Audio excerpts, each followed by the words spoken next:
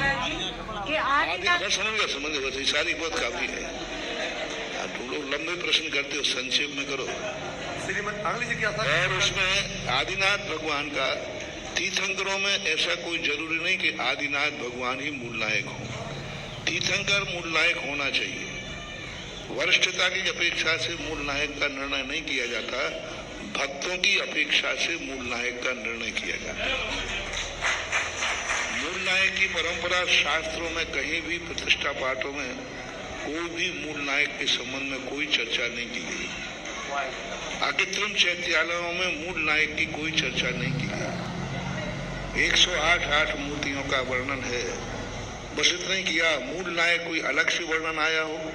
पूरे अकृत्रिम चैत्यालयों का वर्णन है, नंदीश्वर द्वीप का वर्णन है, सबके बहुत सारे, लेकिन कहीं वहां मूल नायक का वर्णन विशेष रूप से वर्णन किया गया हो, ऐसा अकृत्रिम चैत्यालयों में भी देखने को नहीं मिला।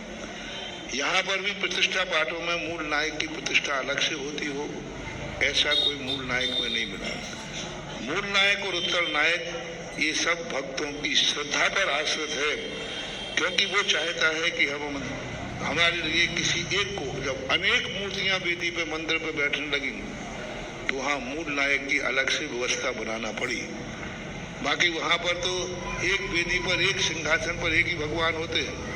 यहाँ तो एक भगवान और एक वेदी पर इतने होते हैं कि भगवान थोड़ा हिलना भी चाहे तो नहीं हिल देंगे।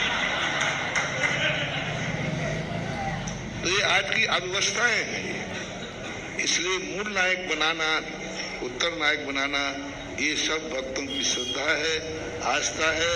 बस इतना जरूर है, भगवान को कोई बुरा नहीं लगता कि मैं बड़े होकर के मुझे नहीं बनाया, बाजू बैठा है। कई मंदिरों में महावीर स्वामी मूल नायक है, आदिनाथ बाजू में बैठे। चंद्रप्रभु मूल नायक है, आदिनाथ कोई विकल्प नहीं। कोई 24 तीर्थंकर ही मूल नायक होना चाहिए। ये जरूर आगम में है कि जिस देश के जो वर्तमान नायक, शासन नायक होते हैं, उनको मूल नायक बनाना चाहिए। तो 24 तीर्थंकर में किसी को बना सकते हैं। हाँ, आप सिमंदर स्वामी को मूल नायक नहीं बना सकते। सिमंदर स्वामी की पूजा हो सकती है, वंदनीय है, नमस्कार के योग्य है, पूजा भी करते हैं, लेकिन वो मंदिर के मूल नायक नहीं बनेंगे। वो विधेय क्षेत्र में बन सकते हैं। यहाँ के मूल नायक तो 23 से 24 तीर्थंकर ही होंगे, और यही वर्णन सारे शास्त्रों में मिलता है। दूसरे देश में दूसरे देश के राजा की पूजा करना, राजा तो है कि नहीं, वो है, लेकिन दूसरे देश में दूसरे राजा की पूजा करना नीतिप्रद नहीं है, नीतिप्रद नहीं है, क्योंकि वे भी 24 तीर्थंकर हैं, वो भी 24। फिर तुम इन 24 तीर्थंकरों की उपेक्षा करके और सिमंदर आदि भगवान को मूल नायक बैठा रहे हो, तो तुम्हारा साक्षात 24 तीर्थंकरों के प्रति उपेक्षा भाव है। जब कोई व्यक्ति यहाँ वर्तमान में राजा हो और वो दूसरे राजा की प्रशंसा करे, तो सीधा अर्थ क्या हो गया? वर्तमान राजा की उपेक्षा है।